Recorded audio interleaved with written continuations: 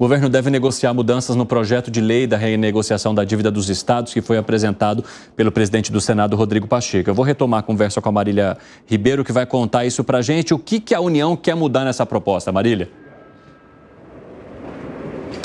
Oi, Evandro. Então, um assunto que foi amplamente discutido no primeiro semestre aqui em Brasília, né? Nós tivemos muitos governadores que vieram até o presidente do Senado, Rodrigo Pacheco, apresentando sugestões para poder solucionar essa questão da dívida dos estados. Acontece que ele foi empurrado para o segundo semestre e agora o governo quer mudanças nesse projeto que foi apresentado por Rodrigo Pacheco. E o que o governo quer? Ele quer reduzir pela metade o abatimento de juros resultante da venda de ativos, que ficou estabelecido em 2%. Integrantes do governo, pessoas que são próximas ali do governo do presidente Luiz Inácio Lula da Silva, dizem que essa porcentagem é muito alta e que ela apenas beneficiaria o estado de Minas Gerais, porque ele é o único estado que possui empresas públicas que poderia ser entrega para essa venda de ativos. Evandro, lembrando que apenas Minas Gerais, só Minas Gerais, deve à União mais de 160 bilhões de reais, isso de acordo com cálculos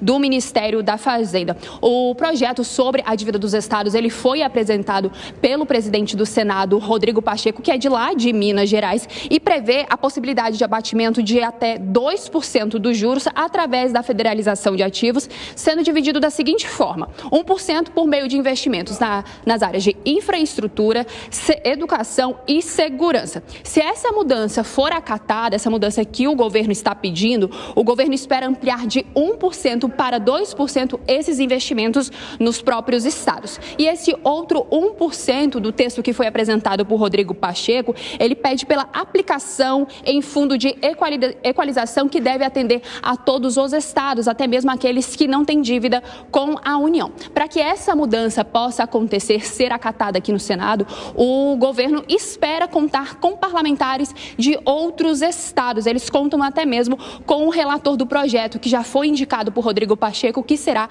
o senador Davi Alcolumbre, que é lá do Amapá, do Norte. Então, com isso, o governo espera que o relator acate esse pedido de mudança. Só que acontece, nesse meio do caminho aí, Evandro, Davi Alcolumbre, ele é muito próximo de Rodrigo Pacheco e é um dos nomes favoritos a ocupar a presidência do Senado Federal a partir de 2025. Então, a gente não sabe, né, o que vai acontecer, se ele vai acatar esse pedido do governo ou se ele vai ficar mesmo do lado de Rodrigo Pacheco com esse texto que já foi apresentado. Para lembrarmos, essa dívida dos estados, ela soma mais de 700 bilhões de reais, de acordo com o Ministério da Fazenda, e desse valor total, 90% dessa dívida pertence aos estados de São Paulo, Rio de Janeiro, Rio Grande do Sul e Minas Gerais. Evandro.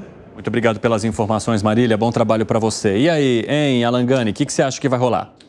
Em algum momento, essa dívida tem que ser renegociada, porque ela se tornou impagável. Agora, infelizmente, essa renegociação, Evandro, é um convite novamente para esses estados se superendividarem. E a gente não vai sair deste problema enquanto não colocarmos regras claras e punição relativa ao superendividamento dos estados. Eu até entendo que alguns desses estados são muito mais doadores do que tomadores da nação. Eles acabam pagando mais para a União e aí a União pega esse dinheiro e redistribui para outros estados do que tomam. O exemplo de São Paulo no Pacto Federativo. Agora, uma vez que o Pacto Federativo foi constituído desta maneira, São Paulo aceitou isso, né? Quer dizer, a sociedade brasileira aceitou isso, São Paulo, um exemplo, tem que cumprir com as regras e não se superendividar.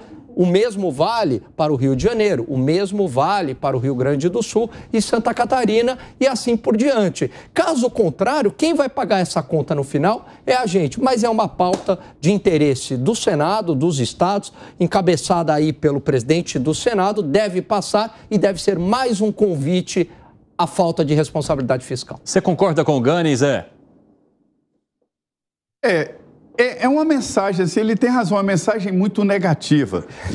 Quando se discute aqui refis, que são aquelas renegociações de dívidas, né, com perdão de até 90% dos juros e multas e tal, todos se perguntam, mas espera aí, e quem pagou todos os compromissos E o que ele ganha com isso? Nada, ele leva prejuízo. Se ele tivesse depositado o dinheiro numa poupança e não pagasse, aí no final o Braz resolveria. Sabe aquela história, aproveita enquanto o Braz é tesoureiro, a gente acerta no final? Está parecendo isso, é uma mensagem que se faz, né? E isso deve ser evitado. Essa dívida, ela tem origem lá atrás, quando os governadores usavam os bancos estaduais como se fossem um cheque especial, um cartão de crédito. Iam nos bancos estaduais e gafavam dinheiro. E aí houve um momento em que se fez um programa de saneamento dos bancos aqui, né, no governo Fernando Henrique, e a União acabou assumindo essas dívidas e os estados privatizaram os bancos estaduais, que eu acho que foi uma medida acertadíssima. Eu acho que é PROE o nome desse programa, né, de saneamento dos bancos. E aí o que aconteceu? Os governadores vieram renegociando, jogando para frente.